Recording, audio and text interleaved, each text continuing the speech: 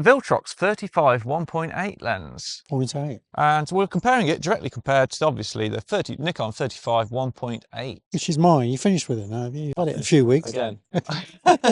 Yeah, well, I borrowed that before for quite a while. You did. Actually used it for weddings. Invoices in the post, yeah. But I was never happy with it. No. Which led me to get the 28. He borrows it, uses it for quite a while. Well, I got the 28 1.4 replacements, which I still use for every event, and I'm really happy with it. And you love your old F mount. So how will this compare? Because that was one of the first. Which is your point, isn't it? You reckon because it was one of the first, it's perhaps not as good in some way than the later one. It's not on par with, like, the 50 1.8. The 50 is really professional, the highest grade you can get. Yeah. Such amazing lens, similar price point. Yeah. And I see that much better in use. But how will this compare? So this is a budget Viltrox lens. Now, in the past, if you buy a budget lens for £159, it'd be terrible. You're not going to expect much, no. It wouldn't be usable. So times have changed. How will it compare with sharpness and all the distortions and image rendition, autofocus speed? Well, okay, so handling of the lens, building handling. As you can see, they're more or less exactly the same size, almost the same weight by 20 gram difference. The only difference is the lovely, gorgeous aperture ring. It's not clickable, but how much nicer would it be for those lenses to have aperture rings on it? I think it'd just be so much nicer. It doesn't make any difference to me. Well, for when I'm doing my street and travel, I just control aperture priority, and I just use this to control it. Yeah. It's really nice, especially goes with the ZF, the whole retro feel of it. Looks really nice. So that's why I bought it, really. For my everyday street travel, on my ZF, looks great. So the handling and build is so similar, even the same weight. I think you can, the same weight, more or less. Yeah. Which was sharper? Sharpness tests, well, the Nikon is slightly sharper. At 100%, I can't really tell any differences, shooting wide open. So I have to go to 150% to start to see any differences.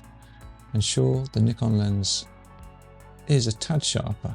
You can start to see the grains of the wood here on the very center. Both on 2.8. Again, the Nikon lens is slightly sharper, but not much in it. It has a higher contrast though. Both on f4. They're both really sharp now, but again, the Nikon lens is a tad sharper. Edge sharpness now. Again, the Nikon is a tad sharper when they're both wide open, but again, not much in it. At 2.8, the Nikon is noticeably sharper now on the edges. Again, that's the case at f4. The Nikon has the edge on the edges. Okay. But they're very, very similar. Board or aperture? Pretty much, yeah. So that's surprisingly close. I have to go 100% or more to see differences. Even on the edges, 1.8, they're pretty much very similar. You have to really scrutinise it to see any differences. And that's already great for the Viltrox lens. Yeah. Focusing speed? Right. So in the daytime, it is slightly noticeable that the Nikon's faster. Right, so daylight autofocus speed. And I did my best to test them here. And as you can see, it's very similar, although the Viltrox does have a slight slowdown on the acquisition of the focus. But once it's in, it tracks it perfectly fine. The Nikon lens does have a noticeably quicker acquisition and tracking.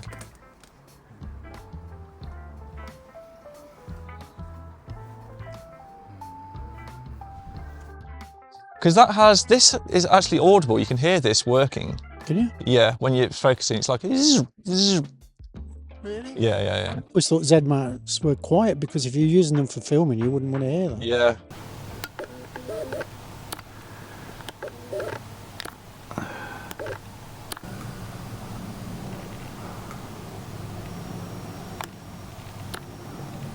There is a bit of noise there. Well, if you're in a quiet Probably room, nowhere near as much as the old F mount. No. But that I can't hear nothing at all. Silent. But it has a slower acquisition of focus. But once it's got it, I've showed on the test, it's fine. Right, okay. Low light is a big difference, so the Nikon lens is much faster in low light. When it comes to low light, the Nikon lens is much faster. The Viltrox lens seems to whirl in and it takes its time, whereas the Nikon's a lot snappier. you know, we've often talked about the look of Z-mount lenses, sometimes comparing them to F-mount. So is there a noticeable difference in the look between these two lenses, whatever that is? Image rendition, no. I don't think there is much difference. Right, split screen. Are they running? I think so. I'll look back when I do it. But Okay. yeah, can you tell the difference? I think you can with certain contrast. One is higher than the other, contrast, a bit more saturation on the Nikon lens as well, but not much in it, I don't think, but let's find out after. They do look a little bit different from the front, don't they? They have different size front elements, don't they? Yeah. The Viltrox Or is a whatever lot that, smaller. yeah, whatever that effect that has, but Probably that minimal focal distance. could be. But there is differences regarding other things. Distortion, very different. So with the Viltrox lens, it's pin cushion. So the sensor is all squashed in, Okay. making your face look a bit longer. Yeah. And the Nikon is the opposite. Okay. But I just thought this driving over here actually, that Lightroom automatically detects this and adds the corrections. Yeah. I don't think it does with the Viltrox. Ah, okay. So So it might be uncorrected and corrected. Yeah. And it's easy, to be honest, to go into Lightroom on the transform tab, isn't it? Yeah, and just And change it. sort all that out. So, I always struggle with that because I always think it never looks right, even when I've changed it. oh, So in that respect, the Nikon does look better because it's more, it's it sorted could out be Lightroom. distortions. Yeah. Okay. And they both have terrible vignetting. Would you like to say that word again? Vignetting. It's not vinegar, is it? I mean, that's what you put on your chips. Vignetting. Vignetting. Yeah. Vinegar, honestly. One day, One day I'll get it right. yeah, Both, vignetting. both terrible. 1.8, it's like looking through a cave or something. Really? Yeah, both terrible. Which I'm surprised the Nikon Yeah. S lens, Yeah. so bad. But 2.8, they're both gone. Right. And again, easy to correct, but it's Well, Nice when with- it's that dark, I don't think it is actually. It's quite substantial for Okay. both lenses. all right. Yeah, but the compression and subject separation is very similar. They're both 35, 1.8s, and the bokeh's about the same as well. Might not be that relevant for sort of a semi-wide angle lens, but Yeah, minimum focal distance is a massive difference. So I never trust what the manufacturers say because it's never right in my previous tests. So the Viltrox lens is large, 43 centimetres, I think right, it was. so that's like about 18 inches away. Which is isn't it? longer, because usually 35 is about 35 centimetres. Is it? I've kind of, it's been like that. Have you made that up, or is that It's what I rule found in the past. Russ's rule of thumb? Rule of thumb, Okay. which is quite a distance. But this was surprising, really good. It was half that.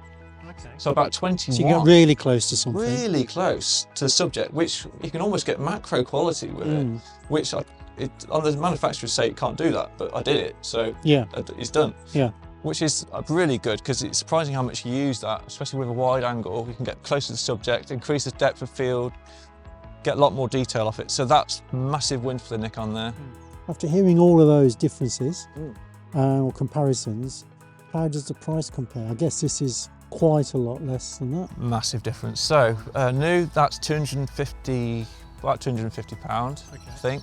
And this brand new is 800. Wow. And yeah, You must be able to get them though. on used refurbed market, or this could is you- 600, Oh, about so 500 or it's still quite 600. pricey then. Yeah, because it's Yeah, an S okay. lens. Yeah.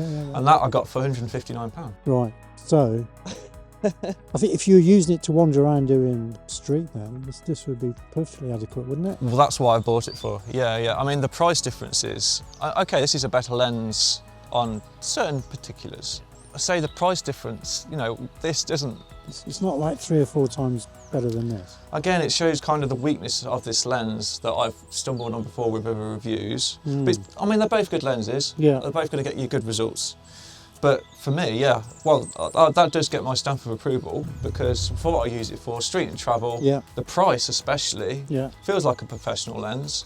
But sure, if you want the real best, then get this Yeah. one. But then if you want the real best, I got the 28 1.4. So The old F-mount vintage. yeah. Yeah. So what about you? I know you've. I think it feels, to be honest, I was surprised, it feels just as good quality as that. And I think for the typical used case that you'd buy it for, it sounds like it would be absolutely good enough. So it definitely has my stamp of approval. Chung. I've seen a lot of reviews of this online and with Viltrox lenses. Some people really say that they're rubbish, not worth getting. but not in my experience at all, especially compared to this. If we were compare it, if we had a 50mm equivalent, I think it'd be a different story, right? Yeah.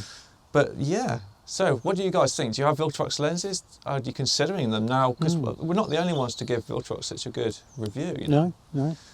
So there we go, street travel lens, it's really good. I mean, would I use it for high-end professional landscape when you want to get critical detail, everything? Maybe not. But I would prefer it's almost as sharp as this anyway, so maybe you could. Yeah. Maybe I'm in a bit, my prejudice is coming in there because of the price.